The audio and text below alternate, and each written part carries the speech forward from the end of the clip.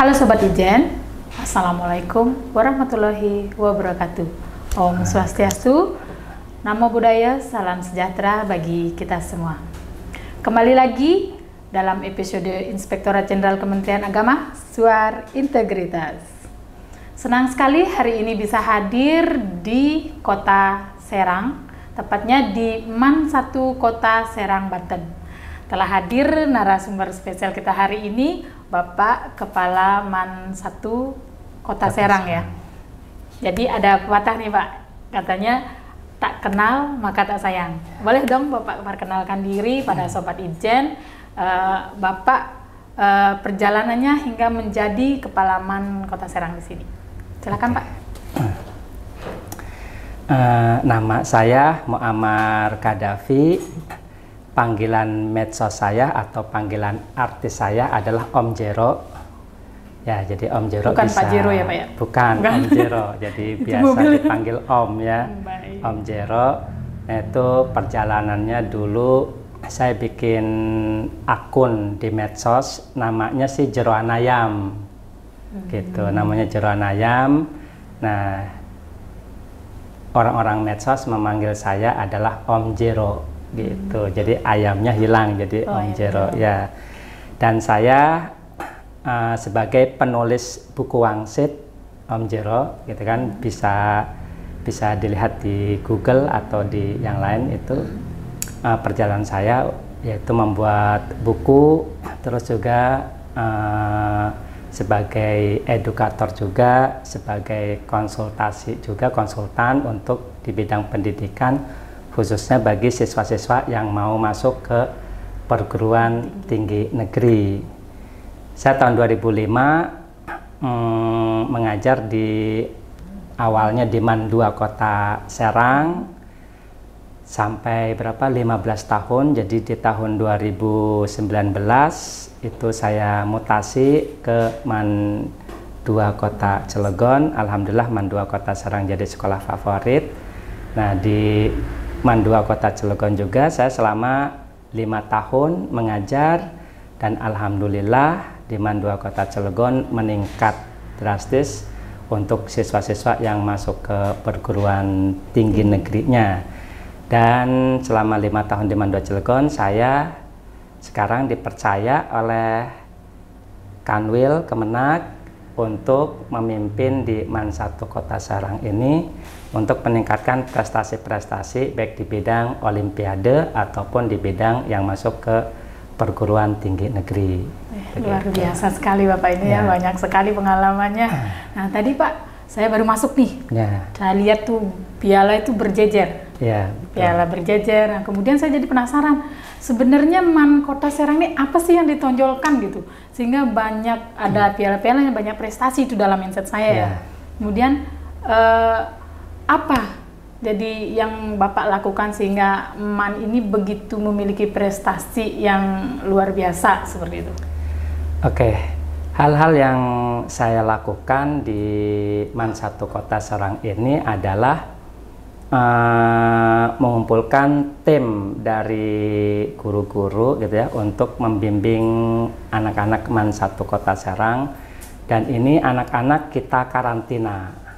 Jadi karantina, belajar fokus untuk persiapan olimpiade ya. Jadi anak nggak belajar di nggak belajar di kelas gitu, jadi belajar di ruangan khusus. Ini adalah khusus untuk pembinaan olimpiade. Jadi biar lebih fokus gitu ya, ya? Jadi biar lebih fokus untuk persiapan olimpiade. Dan kita meningkatkan ya prestasi anak-anak di bidang kejuaraan itu. Nah, termasuk saya juga mensupport terhadap kegiatan-kegiatan ekstrakurikuler. Jadi alhamdulillah kemarin gitu ya, kita dapat dapat juara umum untuk yang ekstrakurikuler itu adalah di bidang pramuka. Gitu. Jadi alhamdulillah guru-guru kita sebenarnya hebat-hebat gitu ya. Jadi ada yang lulusan ITB, ada yang lulusan UI, ada yang lulusan UGM begitu tuh. Jadi dengan kompetensi yang hebat-hebat inilah gitu kan, terus kita buat sistem begitu untuk membina anak-anak kita, dan alhamdulillah jadi banyak yang berhasil gitu. Kemudian ada Bapak mungkin dalam melaksanakan itu ya, ada nggak motivasi dari seseorang sehingga MAN ini nih, MAN satu kota Serang ini bisa terpublish, bisa diketahui semua orang, sehingga banyak tuh yang berbondong-bondong, saya mau daftar di situ aja, kayaknya bagus gitu. Ya. Jadi ada nggak satu hal yang menonjol gitu? Oke. Satu hal yang menonjol adalah Om Jero-nya tadi atau Wangsit. Jadi saya membuat brand namanya Wangsit. Jadi Wangsit ini adalah salah satu brand yang terkenal gitu kan. Dan banyak juga orang tua itu yang berbondong-bondong pengen diajar langsung gitu kan, dengan sistem yang akan dikelola oleh Wangsit ini gitu kan, dengan artinya dengan strategi-strategi yang berbeda dengan artinya dengan sekolah-sekolah lain, atau misalkan sistem pembelajaran yang berbeda dengan sekolah-sekolah lain begitu. Nah jadi banyak juga program-program yang akan kita lakukan di sini. Kemarin di kelas di kelas 11 habis pembagian rapot kemarin, jadi kita itu langsung membuat rapat wali murid. Jadi 1 detik setelah naik kelas 12, kita langsung rapat wali murid untuk program-program di kelas 12. Jadi mungkin ini kalau misalkan dilihat mungkin hanya MAN 1 Kota Serang yang melakukan seperti itu. Sekolah-sekolah yang lain mungkin nggak ada yang melakukan seperti itu. Jadi ketika naik kelas langsung rapat komite atau rapat wali murid untuk persiapan di kelas 12 dengan rincian program-program yang sangat luar biasa, dan itu juga yang menjadi daya tarik untuk masyarakat untuk daftar ke sini. Selain itu ya kita punya program-program juga untuk masuk ke perguruan tinggi negeri gitu kan, sehingga wali murid itu atau orang tua tidak terbebani dengan biaya yang sangat besar untuk bimbel di luar. Jadi kita akan bina di sini gitu kan. Jadi nanti kita ada 2 konsep, apakah biayanya itu 0 rupiah atau berbayar begitu. Jadi itu kita belum punya kesepakatan dengan wali murid kemarin ya. Jadi kita hanya ada 2 wacana, bagaimana kalau gratis, bagaimana kalau misalkan berbayar begitu tuh. Jadi kita udah punya sistem untuk seperti itu, karena di sekolah-sekolah sebelumnya saya juga ngajar, itu saya juga membuat seperti itu, bagaimana kalau gratis, bagaimana kalau berbayar begitu. Kemudian ya Pak ya, ngomong-ngomong nih, jadi bagaimana kiat Bapak dalam meningkatkan prestasi di MAN 1 Kota Serang ini? Oke, jadi bagaimana madrasah itu bisa menjadi sekolah yang favorit. Ya betul. Nah berdasarkan pengalaman saya di tahun 2005, saya pernah minta wejangan gitu ya, minta ilmu sama Pak Kastolan. Ini bukan ilmu yang aneh-aneh kan? Ya betul, jadi ini ilmu sangat luar biasa. Jadi pada saat itu beliau menjadi kepala MAN Insan Cendekia Serpong, dan saya bertanya kepada Pak Kastolan. Wah, sekretaris saya itu Pak. Oh ya, jadi kebetulan saya udah kenal dari ini ya, dari awal gitu ya, ketika saya pertama kali jadi ASN nih dengan Pak Kastolan. Nah jadi saya bertanya tuh sama beliau, Pak Kastolan, kalau MAN IC ini kan sekarang udah jadi sekolah favorit tuh, jadi mustahil buat saya sekolah biasa nih bisa seperti favorit seperti MAN IC gitu. Cuman yang saya tanya adalah bagaimana dulu Pak Kastolan membuat MAN IC itu dari sekolah biasa menjadi sekolah favorit. Karena di awal berdirinya sekolah itu pasti nggak langsung jadi favorit dong. Namanya juga sekolah baru kan begitu kan, nggak mungkin tuh jadi langsung ya gitu tuh. Pasti ada sesuatu yang dilakukan oleh Bapak selaku kepala madrasah begitu. Akhirnya jawablah Pak Kastolan gitu kan. Sebenarnya itu peran media.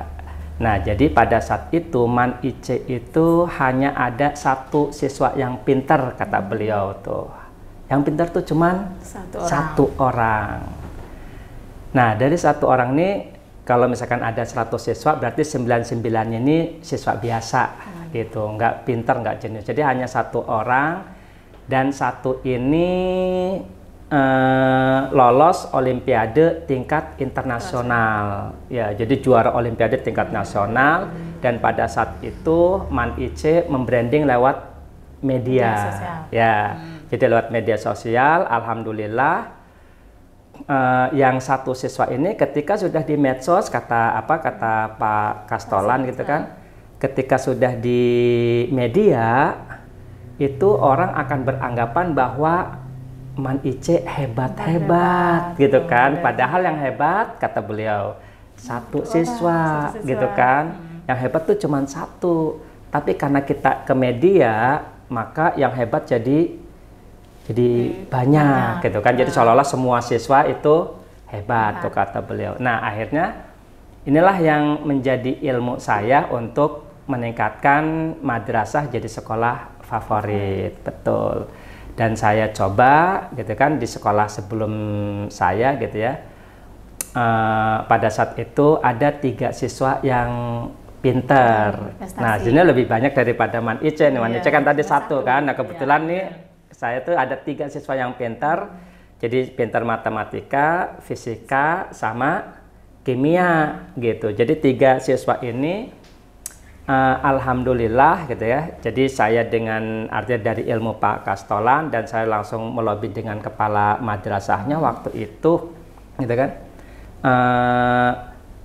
membicarakan tentang ini bagaimana anak-anak ini kita kita branding ke media gitu kan. Walaupun yang pintarnya adalah 3, saya bilang gitu kan, ini nanti semua siswanya ini akan menjadi hebat semua gitu, padahal yang pintarnya 3. Dan alhamdulillah pada saat itu gitu kan, langsung yang daftarnya jadi banyak gitu. Jadi ini adalah ilmu dari Pak Kastolan, ini sangat luar biasa. Juga ada yang daftar, ya betul. Jadi dari daerah-daerah luar gitu kan, itu jadi banyak yang daftar. Dan di sisi lain juga saya pada saat itu adalah mungkin siswa pertama ketika saya masih SMA gitu ya, siswa pertama yang bisa tembus ke ITB gitu ya. Karena pada saat itu, pada zamannya saya, yang bisa masuk ITB itu hanya semansa gitu. Jadi saya adalah anomali gitu ya, anomali siswa yang artinya di luar semansa yang bisa masuk ke ITB gitu kan. Nah, jadi dari ilmu saya yang artinya siswa biasa gitu ya, yang di luar ITB, saya dari sekolah swasta gitu kan, karena itu yang negeri aja sangat mustahil untuk masuk ke ITB, apalagi dari swasta. Oleh karena itu saya adalah anomali, jadi satu-satunya siswa yang pada saat itu adalah tembus ke ITB gitu, selain dari semansa. Nah, ilmu dari saya ini saya terapkan di madrasah. Jadi alhamdulillah banyak yang masuk ke PTN-PTN favorit. Jadi dikolaborasi ya dari ilmu yang dikasih Pak Kastolan, kemudian dari pengalaman dari Bapak. Ya, jadi itu jadi ilmu dari Pak Kastolan. Ya sebenarnya Pak Kastolan juga memberikan ilmu banyak juga gitu, tentang proses pembelajarannya gitu kan. Nah, saya juga terapkan tuh banyak dari Pak Kastolan tuh memberikan media-media pembelajaran kepada saya gitu kan. Dan alhamdulillah saya kembangkan juga tuh dari media-media yang diberikan oleh Pak Kastolan begitu. Jadi alhamdulillah dari pengalaman saya bisa masuk ke ITB, saya terapkan di madrasah yang tadinya mustahil madrasah bisa masuk PTN-PTN favorit tuh jadi menjadi nyata gitu. Ya, betul. Jadi brandingnya adalah kita menggunakan ilmu dari Pak Kastolan gitu kan. Pengalaman artinya bagaimana cara masuk ke PTN favoritnya adalah berasal dari saya gitu. Jadi alhamdulillah, jadi beberapa madrasah yang pernah saya menjadi tempat kerja saya itu jadi sekarang menjadi sekolah favorit dan banyak peminatnya, bahkan sampai pendaftarnya itu sampai ribuan. Luar biasa gitu, Pak. Sekolah madrasah. Semoga nanti kedepannya ilmu dan pengalaman dari Bapak bisa diterapkan di man-man yang lain ya. Amin. Madrasah yang lain. Ya. Kemudian tadi juga saya lihat ada asrama ya Pak. Ya betul. Nah, jadi man ini nanti bakalan berbasis pesantren gitu ya. Kayak gimana itu Pak? Seperti apa gitu? Ya, konsep yang saya terapkan di sini adalah enggak 100% berbasis pesantren, jadi kita akan 50-50 baik di bidang pesantrennya juga di bidang akademiknya. Jadi di kelas 10 itu yang ikut pesantren atau yang ikut di asrama, kita akan bimbing pembinaan di bidang keagamaannya gitu. Jadi pembinaan pada karakter anak-anaknya, karena kita nih moto kampus sekolahnya kan kampus karakter gitu ya. Jadi di kelas 10 itu kita mempersiapkan karakter anak-anak. Jadi di bidang keagamaannya, jadi belajar kitab-kitab begitu, belajar hadis dan lain sebagainya. Nah, di kelas 11 itu kita akan menerapkan sistemnya, programnya itu adalah di bidang akademik, yaitu persiapan untuk olimpiade gitu, atau persiapan untuk TKA, tes kompetensi akademik. Jadi di kelas 11 itu program di asrama. Terus di kelas 12 nanti kita ada program karantina, yaitu untuk persiapan masuk perguruan tinggi negeri. Mudah-mudahan ini bisa menjadi contoh buat madrasah-madrasah yang lain gitu ya, yang berbasis asrama. Kan banyak nih madrasah-madrasah yang lain gitu kan. Cuman selama ini yang saya ketahui adalah asramanya hanya kelas 10. Nah, jadi saya di sini Man 1 akan membuat formula yang berbeda. Di kelas 10 adalah untuk pembinaan karakter, di kelas 11 adalah untuk programnya pembinaan olimpiade atau peningkatan upgrading, bahasanya upgrading TKA, tes kemampuan akademik. Nah, di kelas 12 itu adalah karantina untuk persiapan masuk ke perguruan tinggi negeri favorit. Begitu. Luar biasa. Kayaknya ini inovasi terbaru ya. Ya, betul. Jadi bisa nanti ditiru oleh man-man yang lain seperti itu ya. Nah, kemudian dari lulusan sini nih udah ada nggak yang di universitas negeri yang keterima gitu? Ya. Jadi untuk untuk ITB dan UI, ITB dan UGM itu baru tahun ini kita Man 1 ini lulus ke PTN favorit, begitu. Nah, kalau UI tahun kemarin. Jadi ini adalah tahun pertamanya Man 1 Kota Serang bisa lulus ke PTN favorit. Tapi kalau misalkan untuk seperti Undip, UB, Unpad, UNS atau ITS itu udah banyak gitu. Tapi untuk yang The Big Three ini The Big Three ini baru tahun ini kita bisa tembus lewat jalur UTBK. Jadi alhamdulillah, mudah-mudahan ke depan dengan program kelas 12 tadi ada karantina yang akan diterapkan mulai tahun ajaran baru begitu, dan mudah-mudahan ke depan bisa banyak yang masuk ke PTN favorit begitu. Jadi pinternya dapat, karakternya bagus. Betul. Luar biasa, Pak. Kemudian tadi juga saya lihat beberapa, kayaknya ada wali murid ini Pak. Oh iya. Ini ada penerimaan mahasiswa baru apa demo? Iya betul.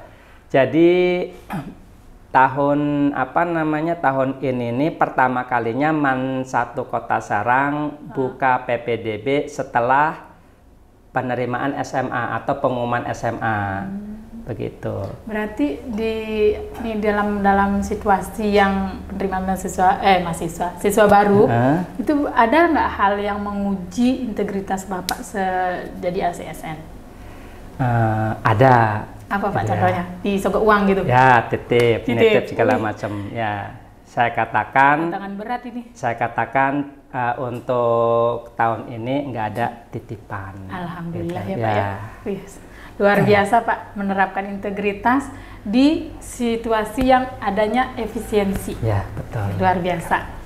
Kemudian ada hal-hal yang perlu Bapak sampaikan nggak kepada sahabat Ijen? Kemudian mungkin Bapak ada inovasi apa ya terbaru atau bisa kayaknya ini bisa jadi contoh deh buat yang lain kayak gitu. Oke. Bisa nggak? Mungkin silakan pesan-pesannya mungkin sebelum kita akhiri obrolan kita hari ini. Oke, siap. Apa namanya, pesan untuk Kementerian Agama itu hal yang pertama kita lakukan adalah kita sebagai madrasah. Jadi basisnya madrasah itu umumnya madrasah itu penerimaan PBDB-nya adalah sebelum SMA tutup atau penerimaan di awal tuh. Apalagi di tahun-tahun sebelumnya itu bulan Juni harus sudah selesai PBDB begitu. Nah, pesan dari saya untuk ke depan kalau bisa dikasih waktu longgar untuk PBDB gitu kan, supaya kita bisa menerima siswa-siswa yang nggak keterima dari SMA gitu. Karena sebenarnya siswa-siswa yang nggak keterima di SMA itu masih banyak yang berpotensi begitu, karena yang apa namanya, SMA itu kan sistemnya adalah sistem domisili, yang siswa yang nggak lulus itu belum tentu nggak pinter gitu, justru bisa aja banyak yang masih hebat-hebat. Berarti perekrutannya ini sesuai dengan domisili. Iya, bukan apa namanya, apa sih namanya yang tes itu loh. Kalau SMA 30% itu domisili, ya, jadi 35% itu adalah melalui jalur prestasi. Ya, cuman sebagian besar itu daftarnya lewat jalur domisili. Sehingga banyak yang enggak lulus nih. Nah, yang enggak keterima ini itu masih siswa-siswa yang berpotensi. Oleh karena itu, MAN 1 Kota Serang ini pertama kalinya kita buka apa namanya, PBDB atau SPMB, kalau sekarang itu SPMB di setelah SMA pengumuman begitu, dengan harapan tadi yang pintar-pintar masih bisa masuk ke sini, dan ini menjadi feedback nanti ke depan madrasah jadi sekolah hebat. Karena pengalaman saya gitu kan dari sekolah-sekolah sebelumnya gitu kan, dan saya mengajar dan sekolah-sekolah sebelumnya menjadi sekolah favorit itu, saya desainnya adalah seperti itu. Jadi sebelum kita menjadi sekolah favorit, ya alangkah baiknya kita mengelola dari siswa-siswa yang tidak diterima di SMA, yang memiliki, yang memiliki potensi yang sangat tinggi. Dan alhamdulillah setelah apa namanya, setelah prestasi-prestasinya meningkat di bidang olimpiade dan di bidang PTN, yang lulus ke PTN-nya makin bagus, misalkan yang ke ITB, UI, UGM-nya itu makin banyak, sehingga peminat masyarakat ke madrasah makin meningkat di jalur sebelum penerimaan SMA begitu tuh. Nah, baru nanti kalau misalkan ya kalau kita udah menjadi sekolah favorit, bolehlah kita nggak menerima siswa setelah SMA pengumuman begitu. Jadi untuk yang madrasah-madrasah yang mau meningkatkan prestasinya, maka sebaiknya kita manfaatkan momentum itu, yaitu momentum yang sistem zonasi ini begitu. Berbeda kalau misalkan sistemnya dulu makan sistem NEM gitu ya, atau ya sistem NEM kan. Kalau sistem NEM yang nggak keterima itu udah level beberapa kan begitu kan. Tapi kalau yang sekarang ini kan karena sistemnya zonasi, jadi yang nggak keterima bukan berarti ini orangnya nggak pintar, justru banyak yang masih pintar-pintar begitu. Dan ini adalah momentum yang tepat untuk madrasah untuk meningkatkan prestasi di madrasahnya. Jadi untuk meningkatkan di bidang PTN-nya atau di bidang olimpiadenya. Luar biasa Pak, kalau hal yang itu saya sangat setuju. Jadi nanti kalau bahasa Balinya itu Astungkare ya, Astungkare. MAN 1 Kota Serang ini menjadi sekolah favorit, sekolah yang luar biasa, berkarakter yang bagus seperti itu. Baik, demikian Sobat Ijen perbincangan kita dengan Kepala MAN 1 Kota Serang, Banten. Kita akan berjumpa lagi di episode selanjutnya, tentunya di episode, nanti ikuti saya Pak ya, Suara Integritas gitu ya.